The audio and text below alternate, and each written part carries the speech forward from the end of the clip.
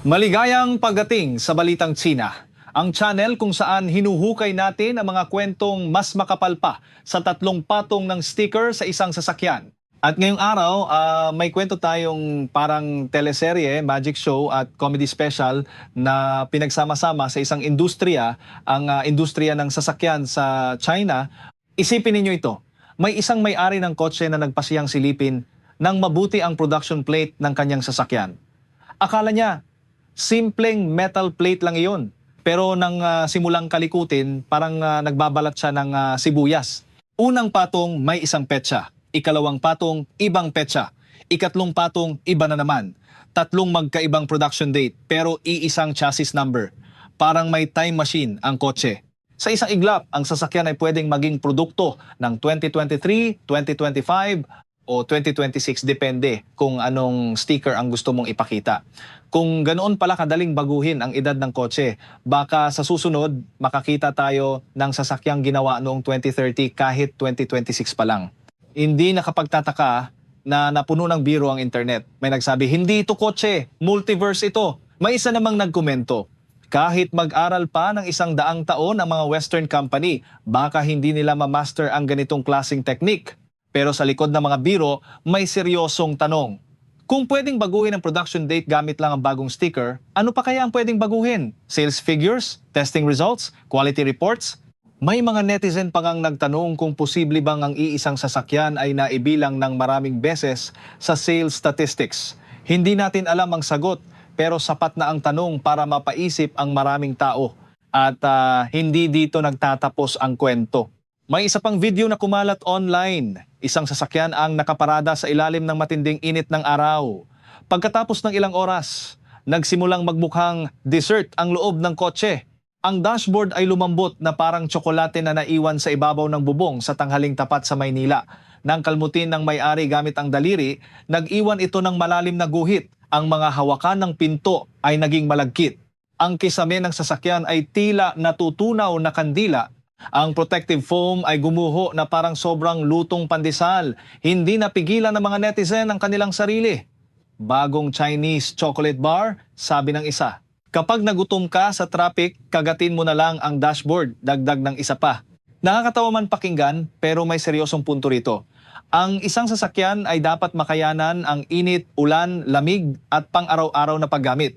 Kung hindi nito kayang lampasan ang simpleng pagsubok ng sikat ng araw, paano pa kaya ang mas matitinding kondisyon? Ngunit mas nakababahala ang mga usapin tungkol sa kaligtasan. Sa isang bagong electric vehicle, isang mahalagang bahagi ng drivetrain ang tuluyang naputol kahit hindi pa nasasangkot sa aksidente ang sasakyan. Para itong bagong biling sapatos na unang lakad mo pa lang ay natanggal na ang talampakan. Ang problema, hindi sapatos ang pinag-uusapan natin. Kapag may nasirang bahagi habang tumatakbo ang sasakyan sa mataas na bilis, maaaring mawalan ng kontrol ang driver sa loob lamang ng 1 segundo. At sa kalsada, 1 segundo lang ang pagitan ng ligtas na pag-uwi at sakuna. May isa pang video na lalong nagpataas ng kilay ng mga netizen. Ipinakita rito ang crash beam ng isang sasakyan. Ang crash beam ang isa sa mga bahagi na dapat sumalo ng puwersa kapag may banggaan. Pero ayon sa mga nakakita, napakanipis nito. May nagsabi pa na mas makapal pa raw ang lata ng sardinas. Siyempre, eksaherasyon iyon pero malinaw ang sentimiento ng mga tao. Habang ang ilang kumpanya ay gumagastos ng malaki sa magagarang launch event, giant touchscreens, refrigerator sa loob ng kotse at parang sala set na upuan, may mga nagtatanong kung sapat din ba ang atensyon sa mga bahaging hindi nakikita ng customer. Dahil kapag nagkaroon ng banggaan, hindi refrigerator ang magliligtas sa buhay mo. Hindi rin telebisyon, hindi rin massage chair. Ang magliligtas ay ang engineering at structural integrity ng sasakyan. Samantala, sunod-sunod din ang mga ulat tungkol sa mga electric vehicle na nasusunog sa isang insidente. Isang luxury EV ang biglang nagliyab habang ginagamit. Ang opisyal na paliwanag ay may naiwan umanong lighter na naipit at kalaunan ay nagdulot ng apoy. Ngunit maraming netizen ang hindi kumbinsido. Lighter na naman? Parang lahat ng sunog may kasamang lighter. Baka sa susunod pati ulan sisihin nila. Ganito ang tono ng maraming komento online. May isa pang video na nagpapakita ng SUV na biglang nilamon ng apoyo sa gitna ng kalsada. Sa loob lamang ng ilang segundo, kumapal ang usok at lumawak ang apoy. Kahit may fire extinguisher na ginamit, nahirapan pa rin kontrolin ang sitwasyon. Dito muling bumalik ang tanong ng publiko tungkol sa battery safety at long-term reliability. Ngunit hindi lamang hardware ang pinag-uusapan, pati software ay naging sentro ng reklamo. May isang may-ari ng sasakyan na nagbahagi ng karanasan habang umatras. Paglipat niya sa reverse gear, hindi agad lumabas ang rear camera image. Hindi 5 segundo, hindi 10 segundo, halos 1 minuto. Parang naghihintay ng loading screen sa lumang internet cafe. Nagbiro ang mga netizen. May oras ka pang magnilay-nilay tungkol sa buhay bago umatras. Pwede ka nang magdasal, magkape, at magplano ng retirement bago lumabas ang kamera. Ngunit muli, may seryosong punto kapag umatras ka sa masikip na lugar, bawat segundo ay mahalaga. Ang delay sa sistema ay hindi simpleng abala lamang. Maaari itong maging dahilan ng aksidente. May ilan ding nagsabi na maraming kumpanya ang masyadong mabilis maglabas ng bagong modelo. Sa loob lamang ng 2 o 3 taon, 10 o higit pang bagong sasakyan ang inilalabas. Ang problema, mabilis ding naluluma ang mga naunang customer. Parang smartphone ang trato sa kotse. Ngunit ang sasakyan ay hindi cellphone na pinapalitan bawat taon. Maraming tao ang umaasang magagamit ito ng 5, 10 o higit pang taon. Isa pang viral na video ang nagpakita ng sasakyang 1 taon pa lamang ginagamit ngunit mayroon ng kalawang at mga bakas ng pandikit sa loob ng pinto nang dalhin sa service center. Tinakpan lamang umano ang problema sa pamamagitan ng simpleng repainting. Muling bumuhos ang mga komento. Kapag sa iba nangyari, chismis lang. Kapag sa iyo nangyari, saka mo paniniwalaan. At pagkatapos ay dumating ang mas malaking usapin. Paano tumutugon ang mga kumpanya sa mga reklamo? Ayon sa mga kritiko, mas mabilis paminsan ang legal department kaysa customer service. Noong mga nakaraang taon, isang automotive technician na kilala online dahil sa kanyang mga video tungkol sa pag-aayos ng electric vehicles ang nagbahagi ng kanyang mga obserbasyon tungkol sa ilang problema sa industriya. Nagkaroon ng serye ng kaso at legal na laban.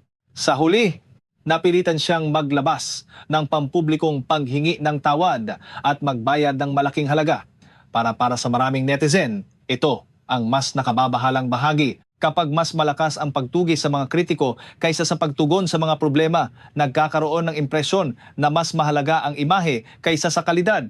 At dito, lalong naging mainit ang debate. May isang engineer na naglabas ng nakakagulat na datos. Ayon sa kanya, noong 2025 ay mahigit 1,000 bagong modelo ng sasakyan ang inilunsad sa domestic market.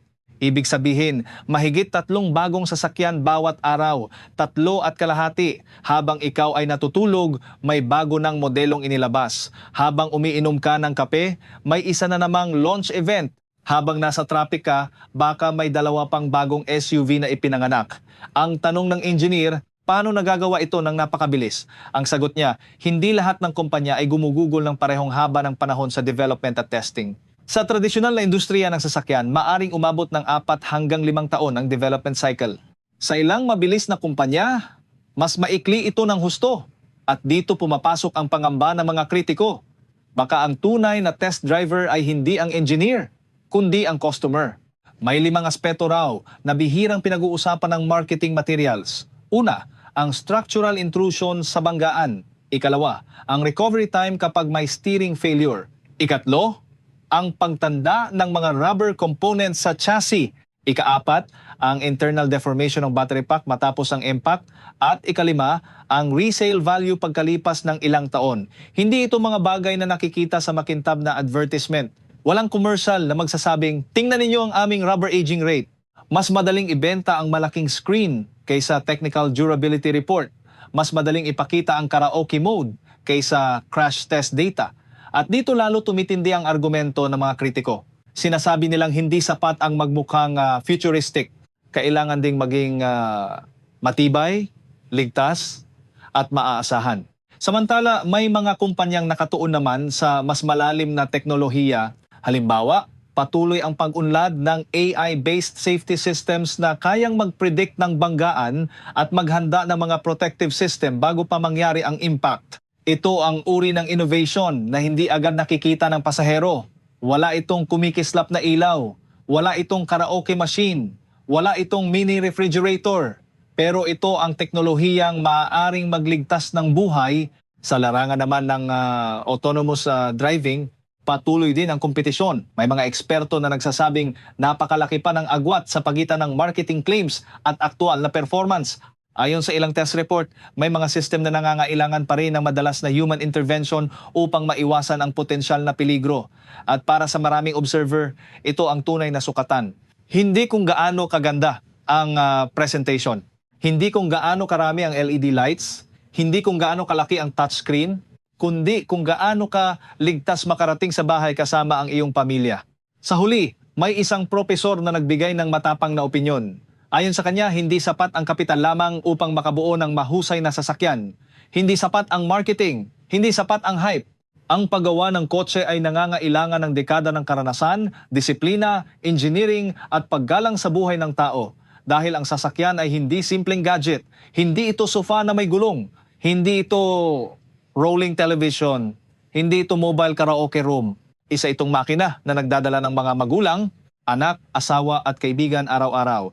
At kapag nagkamali ang disenyo, hindi likes at views ang kapalit. Buhay ng tao ang nakataya. Kaya habang patuloy ang karera para sa mas murang presyo, mas maraming feature at mas mabilis na paglulunsad ng bagong modelo, may simpleng paalala ang maraming netizen. Ang tunay na tagumpay sa industriya ng sasakyan ay hindi nasusukat sa dami ng inilabas na modelo, hindi rin sa dami ng sticker na pwedeng idikit sa production plate. Nasusukat ito sa tiwala ng customer, kalidad ng produkto at kakayahang protektahan ang buhay ng tao. At iyan ang balitang ating sinusuri ngayon dito sa Balitang China, kung saan mas makapal paminsan ang mga kwento kaysa sa 3 patong ng sticker sa isang production plate.